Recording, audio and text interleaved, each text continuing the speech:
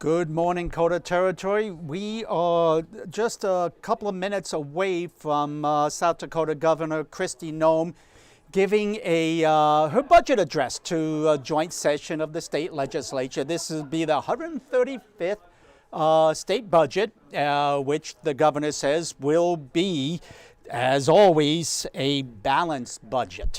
Last year, the fiscal 2024, the budget was kind of a hefty one. It was $7.4 billion. Almost half of it was federal funding. You won't see that this year. The governor, when she was talking about the budget about a month ago, she did a newsletter and she said that it was going to be more along the lines of a normal year.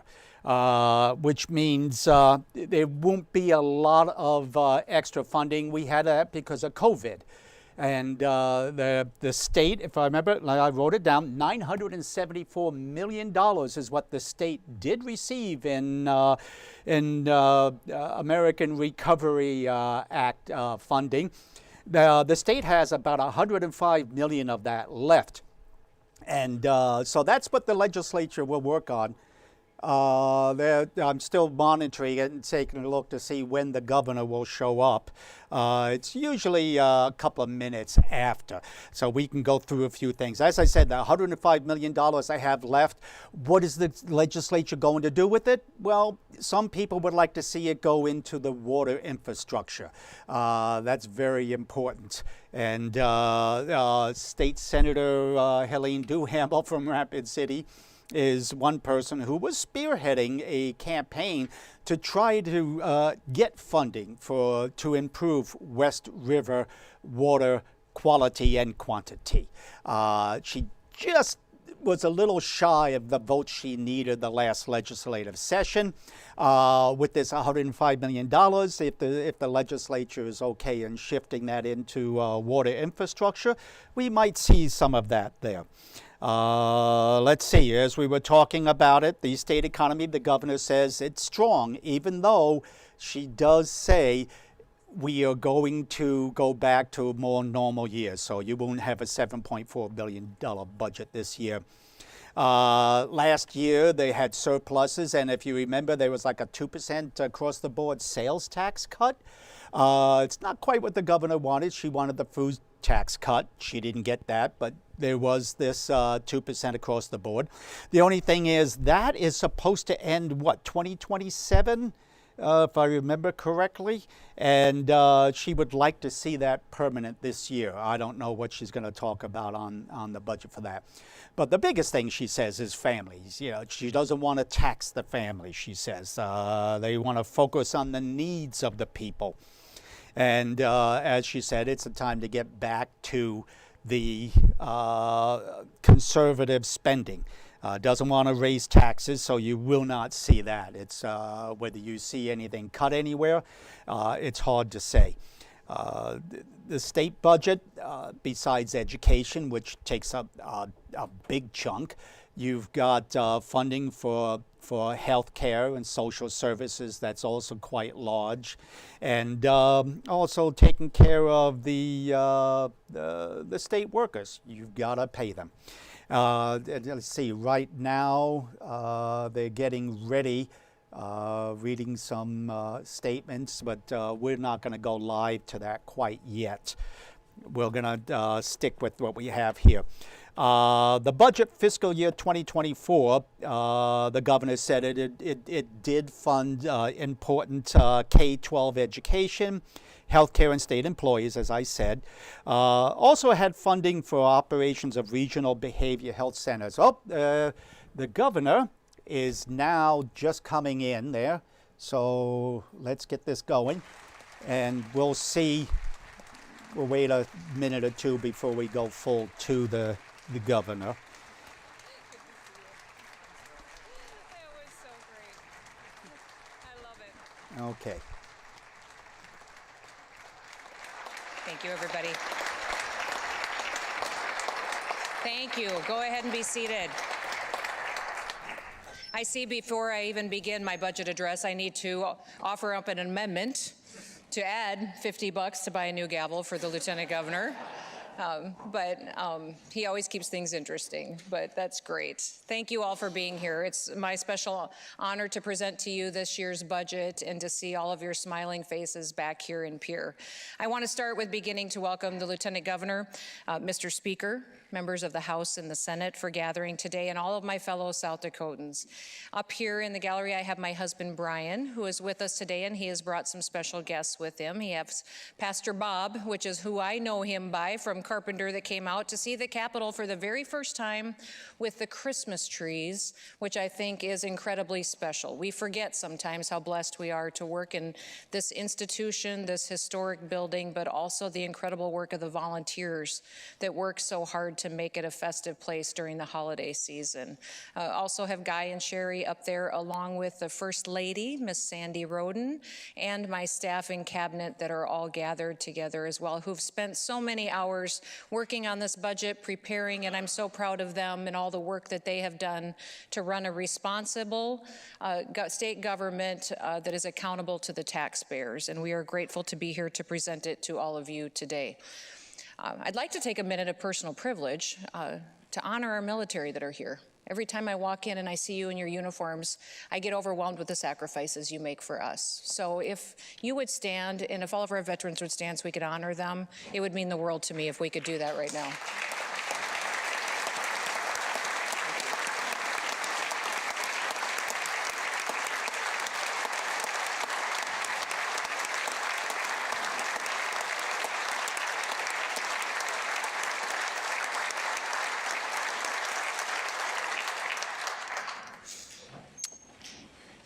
We live in a world that in many places is in conflict, and thank you for always standing in the gap for us to keep and protect our freedoms and our liberties. When most people think about South Dakota, they think about our land, they think about our economy, our assets, and our natural beauty. But when I think about South Dakota, I think about our people. Under God, the people rule. That's not only our state motto, but it's also our way of life. And it's my priority every single day when I come here to work in this building. Today, I am proud to present this budget for your consideration. This budget covers the remainder of fiscal year 2024 and all of fiscal year 2025. It's a budget that prioritizes people and not programs. It's a budget that shows what can be done with smart, conservative fiscal policies. And it's a budget that focuses on our core responsibilities of state government. This year, national inflation has risen. That means that family budgets are tighter and that people have less discretionary money to spend. Every dollar in this budget is an investment in our people. It's money that belongs to them. They know what their needs are, and we're constitutionally required to spend it appropriately to meet their needs. Our number one priority should always be our kids and our grandkids. They're our future, and hopefully they are the reason why you come here to Pierre, why you take time away from your families, why you take an oath to participate in public service. Every single vote that you take, every dollar that we invest, every policy that you support should be focused on making South Dakota safe, stronger, and healthier for our kids and for our grandkids.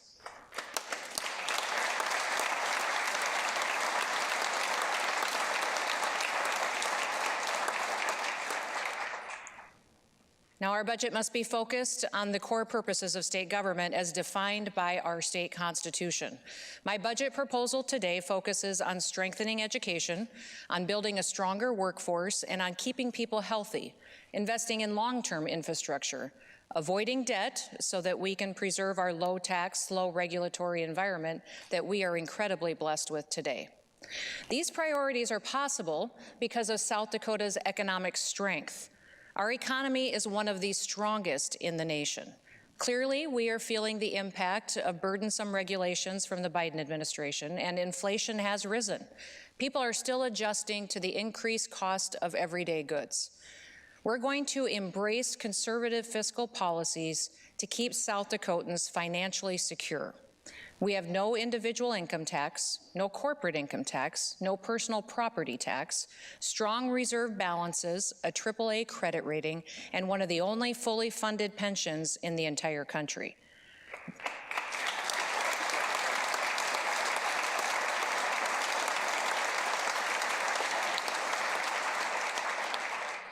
This will be our 135th year of delivering a balanced budget. We make it a priority to cut government red tape wherever we can, and we let taxpayers keep as much money in their pockets as possible. South Dakota has reaped the benefits of conservative policies. Even during the recent recessions and the global pandemics, South Dakota has continued to grow. We are the backbone of this country. We have had record surpluses. We've had sales tax revenue that we've been able to use those additional dollars to give back to people. And this year, I am encouraging the legislature to do exactly what families across America are doing every single day, to stick to a tight budget. South Dakota's economy is strong. Now, since I have taken office in 2019, South Dakota has been second in the nation for personal income growth. Incomes have gone up by almost 30% for our people. As we move forward, South Dakota's economy will continue to grow faster than the national average, and our job numbers will continue to grow as well. Our unemployment rate will remain far below other states. Given the success of the Freedom Works Here initiative, we can expect that South Dakota's economy will continue to thrive. People are coming to join our workforce because they believe in what we're doing. They believe in it so much that they want to be a part of it. They want to live and to work in the freest state in America. We have a responsibility to budget accordingly, to extend freedom and opportunity for our kids and for all of those looking to join our way of life. Now, I'm not proposing a conservative spending agenda because our economy is weak. I'm proposing conservative spending because we are strong. And I want South Dakotans to continue to thrive for generations to come. South Dakota's revenues have continued to exceed projections, and we're also projecting $115.6 million in available ongoing revenue for the next fiscal year. We also have $208 million in one-time dollars available. This is because our revenues have continued to exceed projections, and my administration has found efficiencies. Before we talk about how we're going to invest those dollars, I want us to have a quick family discussion. Last year, the legislature spent tens of millions of dollars that wasn't in my budget recommendation. Now, clearly, I signed that budget. This year's going to be a little bit different. I'm committed to budgeting conservatively, to spending within our means, returning money to the taxpayers, and focusing on our priorities. I hope that you will agree with me on that approach. Now remember, every interest group has a lobbyist in this Capitol building who wants a piece of this budget during legislative session. It's our job here as elected advocates to be here and to be advocates for the South Dakota taxpayers. The biggest component of our state revenue is sales tax. Our sales tax dollars are running approximately $2.5 million ahead of legislative estimates. Last year, the legislature chose to give the people of South Dakota a sales tax holiday to ease the burden of inflation, which I then signed. It's still meaningful tax relief for people. I'm hopeful that you all will consider making it permanent.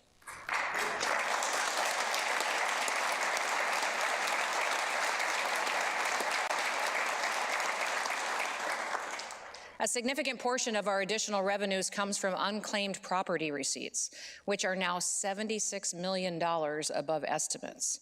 We are treating this as one-time revenue. Over the last 10 years, a typical year brings in between $45 and $55 million in unclaimed property to the state of South Dakota. This amount has dramatically increased. Now, our state treasurer, Josh Hader, is looking at what other states spend to market their unclaimed property to help return these dollars back to their rightful owners. He and I are going to be working together to create a plan that ensures that South Dakotans know that their money can be returned to them. Our kids deserve the very best educational opportunities that we can provide. My budget addresses teacher salaries, invests in childhood literacy, and sets our kids up for the careers of the future. Let's talk about the big three. You're all familiar with those: our schools, our state workers, and our healthcare providers. National inflation has continued to rise over the past year, and state law requires that we increase funding to education at inflation or 3%, whichever is lower. I am recommending that we go above and beyond that, and that we provide 4% increase for education for providers and for state employees.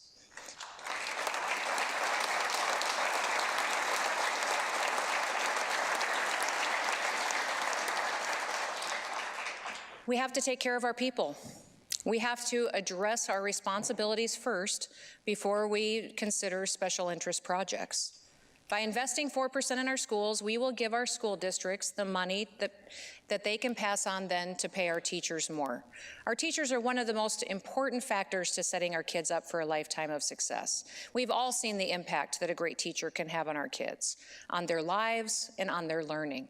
Studies show that just 1 year with a great teacher can raise a student's earning potential by thousands of dollars a year.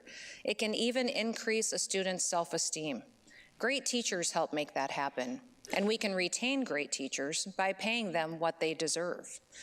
Every year when we invest in the Big Three, I advocate that schools put that money directly into teacher salaries.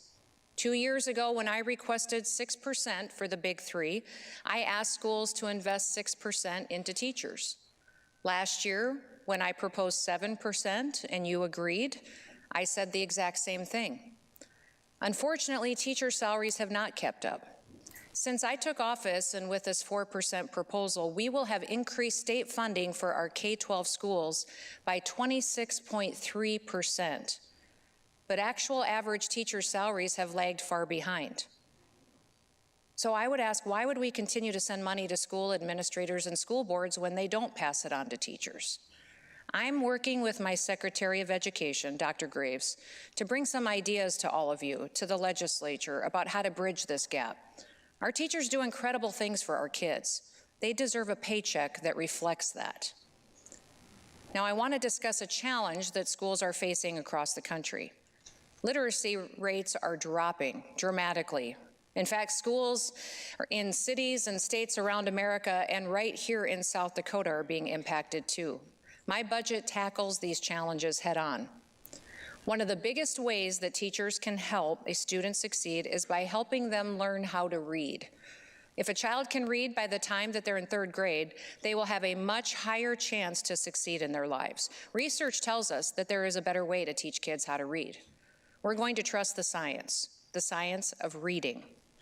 My Department of Education has launched a statewide literacy initiative based on the science of reading. It includes an emphasis on phonics, which is the best way to teach kids how to read. I am dedicating $6 million in one-time funds to continue this effort. Let's make sure that our teachers are equipped to deliver this proven model for each of every one of our kids.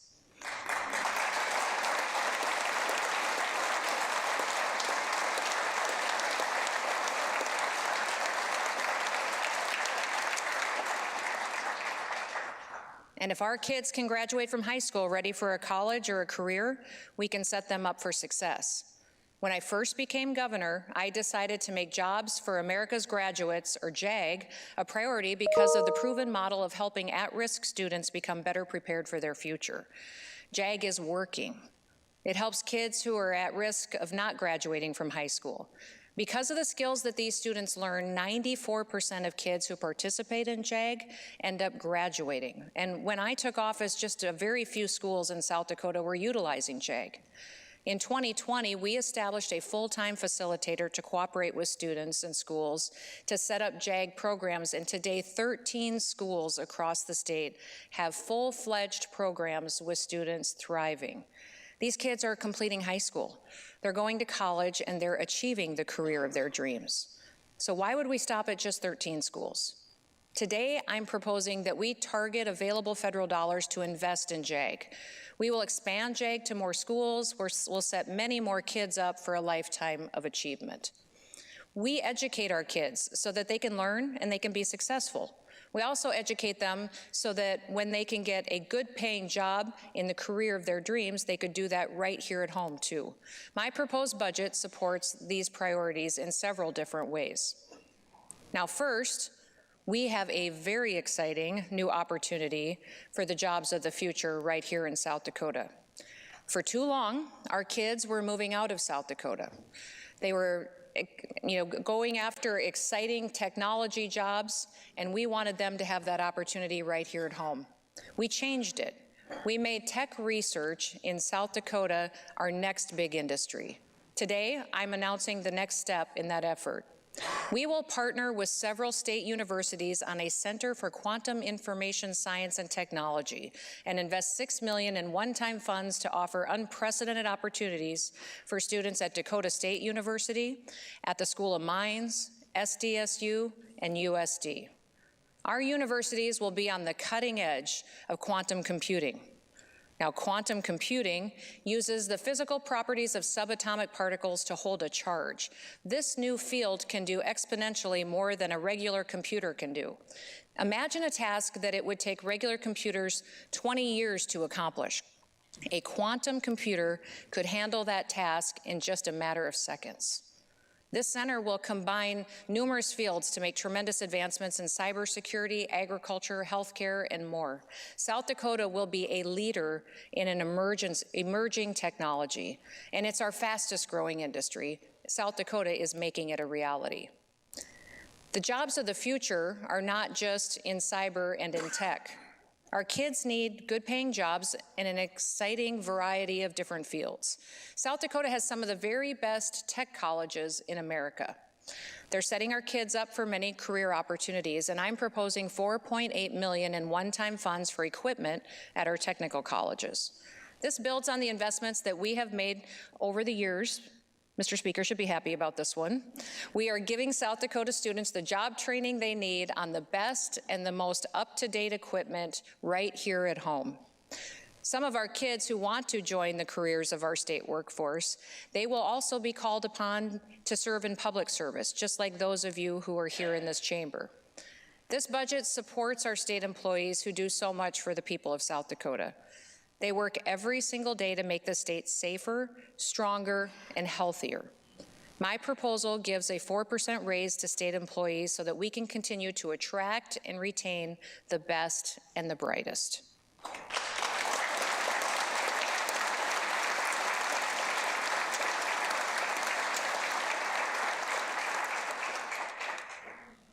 If we want our kids and we want to give them the very best opportunities to succeed, we need to set them up for a healthy future.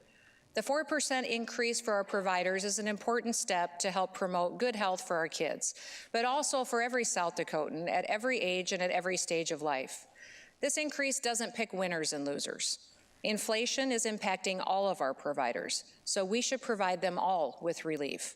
Nursing homes will get 4%, community service providers will get 4%, developmental disability providers will get 4% as well. All of our providers are critical.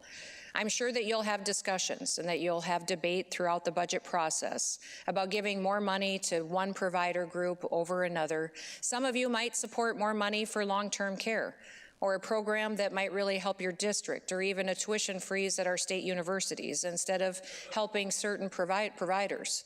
Last year, we made those types of target adjustments, and we worked hard to make sure that they were covering each of those specialized groups. This year, an equal increase is appropriate because inflation increases are hitting all of our providers. In 2022, we expanded Bright Start to every single corner of the state. Now, this program helps us take care of moms and their babies before they give birth and after. Bright Start provides first-time moms with personal nursing services through pregnancy until their child's second birthday. Since we expanded that program, there has been such high demand for Bright Start that there have been a waiting list in many of our communities. My budget takes advantage of available federal funds to provide this opportunity to more South Dakota moms and their babies, which will reduce and will hopefully eliminate those waiting lists. And every child deserves an opportunity to grow up in a safe and a healthy home.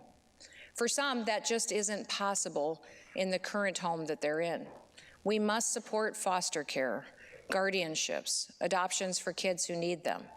My budget funds additional family treatment foster homes for kids that have more significant emotional or medical needs. We will also provide additional support for families after they choose guardianships or adoptions. I need to touch base on one more aspect of public health. The voters decided in South Dakota that public health will include Medicaid expansion. We will continue to ensure that this program is funded responsibly and that it's run efficiently.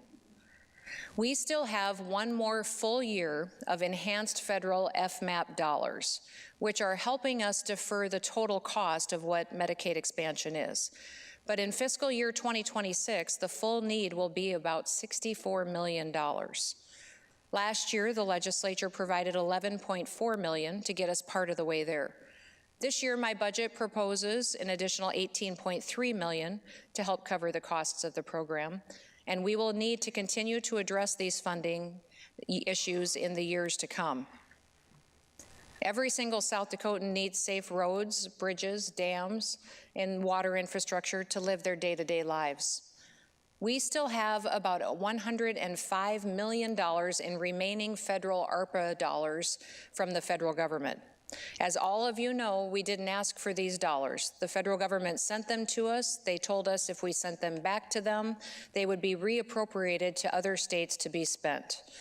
South Dakota has been more responsible than other states in how we've utilized these dollars. We've worked together to make historic investments in water and wastewater projects. We provided funding for sewer projects attached to workforce housing. We helped expand broadband across every corner of the state. We replaced the LifePack devices in ambulances across South Dakota. The legislature also set aside $30 million to administer these grants and these initiatives. The Bureau of Finance and Management has been able to return $25 million of that in cost savings. They facilitated these efforts far more efficiently than what we expected. And the Department of Labor is also returning $1 million. With that additional $26 million in available dollars, we have a total of $130.6 million that must be allocated within the next year. Today, I'm going to propose that we appropriate $10 million of those dollars to revenue replacement. That is what is permitted under federal guidance, and I'm recommending that the remaining $120.6 million be invested into various water efforts. The bulk of that money, just over $95 million, will go to the Department of Agriculture and Natural Resources water programs, the same as the $600 million 2 years ago that you're very familiar with. We should also allocate $25 million to state water and to state wastewater projects. It's time to improve our infrastructure by repairing some of our dams as well.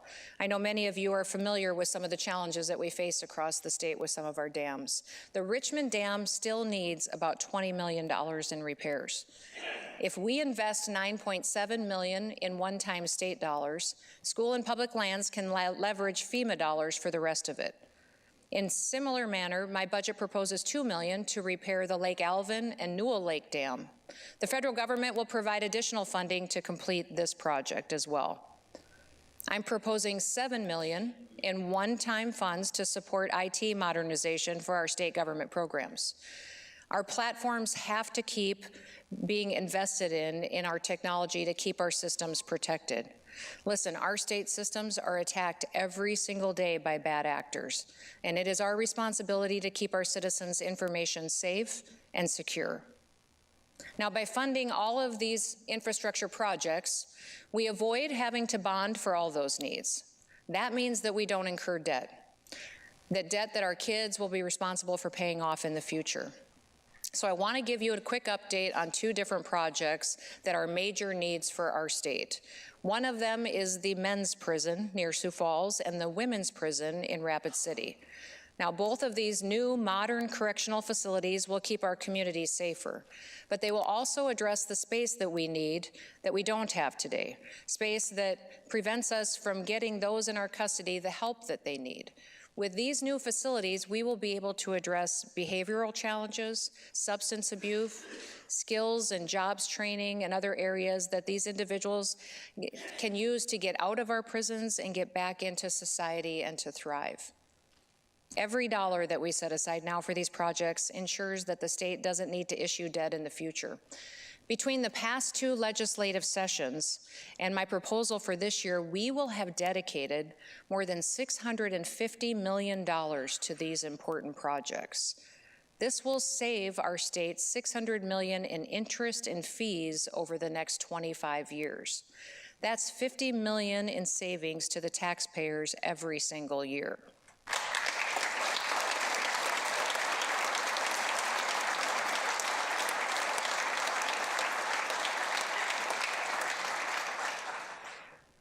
Setting aside resources now is the fiscally responsible thing to do.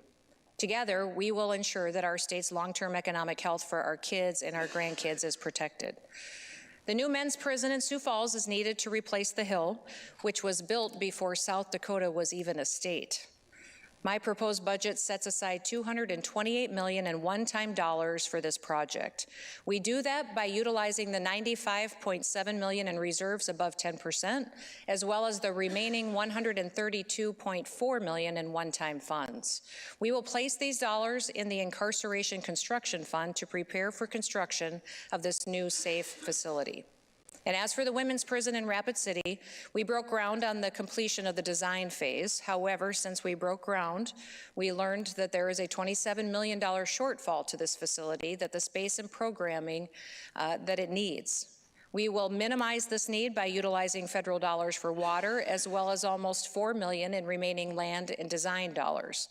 However, that still leaves $21 million outstanding, and I'm proposing that we utilize one-time funds to complete this project. A strong criminal justice system supports our American way of life. It upholds the rights of our people, and that includes the Sixth Amendment right to legal counsel. South Dakota has not guaranteed this right in a very coordinated way in the past.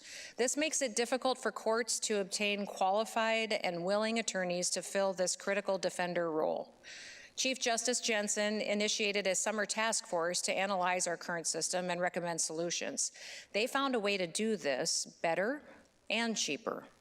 I am recommending that South Dakota create a statewide indigent defense commission that will oversee a statewide appellate defender office to handle criminal appeals, child abuse, neglect appeals, and habeas appeals. This office would also provide training and mentorship to rural attorneys. If we invest $1.4 million in ongoing funding, we will save the counties a net of up to $600,000 a year. Now, to be sure, there are uncertainties in the world today, but I am excited about South Dakota's future. We tackle challenges head on, and we always do it united. When the COVID-19 pandemic hit us, we didn't shut down, and rather we all did the opposite. We invited people to come and enjoy our spaces in our beautiful state. No matter what uncertainties lie ahead, one thing is certain: South Dakota will budget responsibly and conservatively. I want to thank my family. I couldn't do this job without them and their support. And I also want to thank my team at BFM for seeing my vision for this budget, for understanding the importance of focusing on the responsibilities of state government and building a budget from that foundation. They're sitting behind me today. Would you all mind giving Commissioner Jim Terwilliger and his team a round of applause for their fantastic work?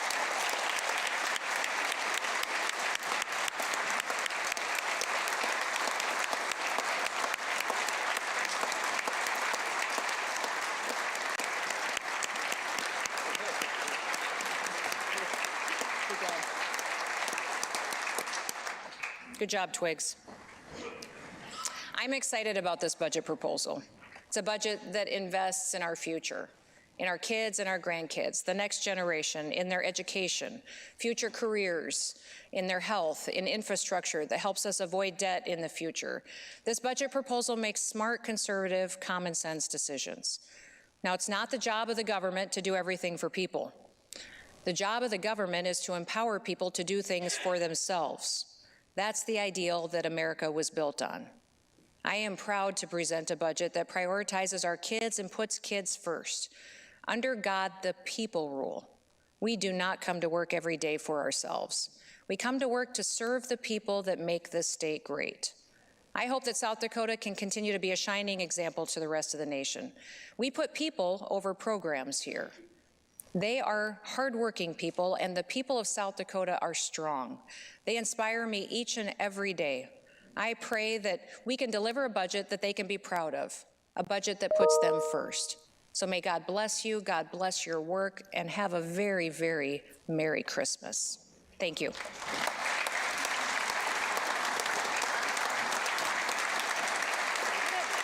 Thank you, sir. And there you have it. That is the 135th budget address in the state of South Dakota. We're going to hit some of the highlights here, and then we'll call it quits. Let's see if we get the governor talked about the big three, and the first of the big three was education. She said the state usually does 3% on teacher pay. She wants 4%, not just for education. She also wants 4% for state employees to help them maintain a standard of living, and also to keep the state workers, and also to recruit more workers. Okay, we're going to go ahead and get out of that. She was talking about, as I said, 4% for K through 12. Also, a program called JAG. I wrote that down. Jobs for Graduates. This is a program she wants to do using federal funds to help keep college graduates in the state, jobs that they have trained for and have education for. Again, that is one of the education incentives she wants the legislature to approve. While the governor does set this budget, it's a draft. It goes to the legislature. The legislature is the one that actually decides yay and nay on the purse strings. All right, as we said, healthcare is also another 4% for healthcare workers.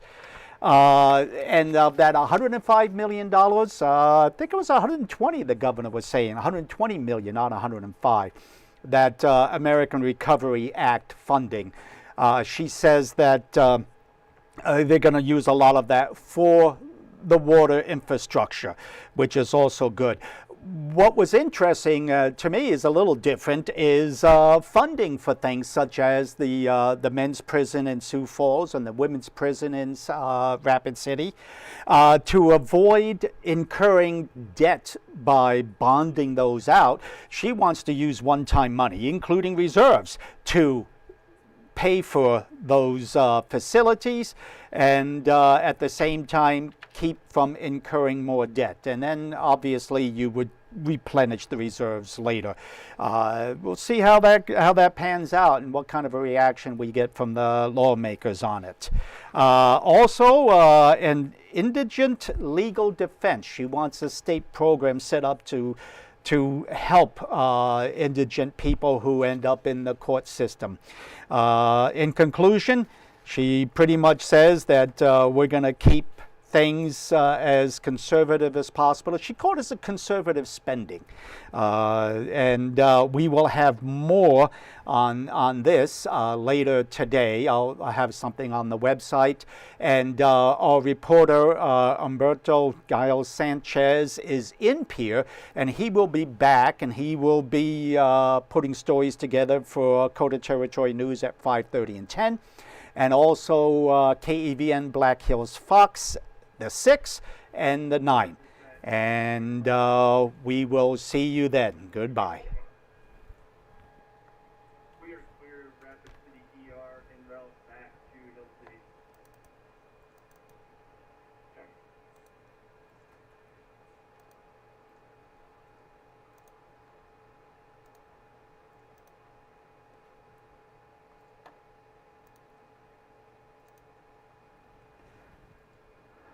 Stream finished. Stream finished.